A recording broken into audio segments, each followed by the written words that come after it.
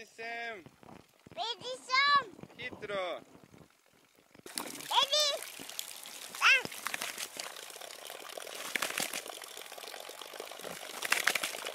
Nahajamo se pri Sveti Emi, med Rogaško Slatino in Podčetrtkom, kjer bomo priča predavanju o permakulturi. Zakaj gre pri permakulturi? Gre v bistvu za simbiozo med človekom in naravo, vendar kaj več nam bodo povedali tisti, ki se na to prav zares poznajo. Za začetek, za nas laike, kaj pomeni pojem permakultura? Ali je to modna muha ali način življenja? Ja, permakultura bi lahko rekel, da je način življenja, način gospodarjanja, ki temelji predvsem na dveh osnovah. Prvi je opazovanje in posnemanje vzorcev iz narave, drugi pa načrtovanje.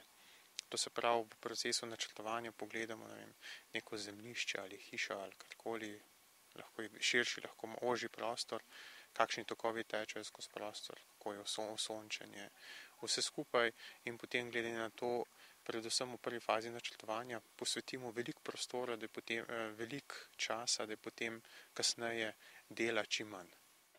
Tukaj na Sveti Emi organizirate tudi seminarje. Kako potekajo, kakšne so vsebine?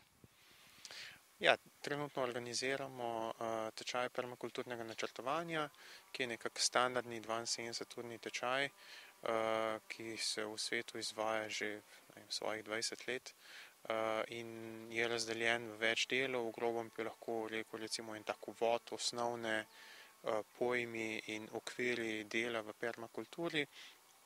Potem pa načrtovanje dela z živalmi, načrtovanje zasaditve, načrtovanje zgradb, upravljanje z vodo, z vodnimi viri, ki je tudi zelo pomemben del, pa tudi ozrli se bomo malo po tem človeškem delu, to se pravi, kako sobivati, kvalitetno sobivati s ljudmi, se pravi socialni del. Na vašem posestvu smo opazili tudi prašičke. Kakšna je njihova vloga? Ja, v permakulturi se za vsako stvar gleda, da je čim bolj večfunkcijska ali pa da ena stvar je podprta z večjih strani. Tako imajo tudi prašiči več funkcij, v osnovi so tam zato, da bojo preorali travnik v njivo, hkrati ga bojo pognojili, pa še dodatno pustimo jih toliko časa, da razplevejo. To se pravi, ko obračajo zemljo, plevel skali, seme skali in jih pustimo toliko časa, da še v bistvu plevel uničijo. Tako da bomo v bistvu v tem primeru 3 funkcije, ki jih žival lahko opravi, in tukaj bi tudi lahko rekel, se pravi, posnemamo vzorci iz narave, divji prašiči, vemo, da to zelo dobro opravljajo, Tudi te prašiči so eni slovenska avtohtona sorta, eni so pa križani z divjimi in so v tem pač zelo dobri.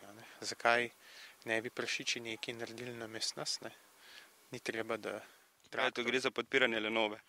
Pa lahko bi tudi temu tako rekel, eno od prvih pravil v permakulturi je do nothing, to se pravi, ne naredi nič, ampak rajši so vse dol, opazuj, kako to narava naredi, Ker v bistvu v tem primeru, če bojo prašiči rabili za to en mesec, bo pač en mesec, Še vsem boljši in za zemljo in za kvaliteto zemlje in vse skupaj za cel sistem boljši, kot iti recimo z nekim težkim traktorjem gor pa orati, ker zemljo zelo okrog obrne in se potem spet na novo vzpostavljajo mikroorganizmi pri vrhu in tako naprej, Je to veliko bolj sonaraven način, pa v bistvu še dela bistveno manj.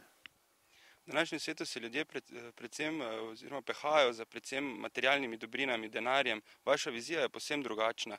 Kako je to, ali se človek s tem rodi ali se priuči? Pa povsem drugačna, se bi rekel, vsi nekako iščemo neko ravnovesje med materialnimi platmi in tistimi bolj notranjimi drugimi kvalitetami življenja. Je pa sigurno, da vsi, ki nam je blizu narava, bolj naraven način, zdrav način življenja, nam je ta sistem zelo blizu, ker je res način načrtovanja, način opazovanja,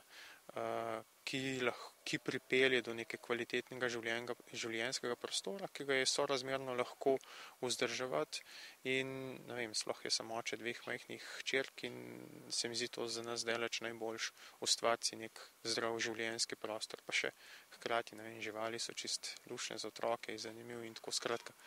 Bi lahko rekel še in še nekih dejavnikov ki se jih da združiti v nek zanimiv sistem.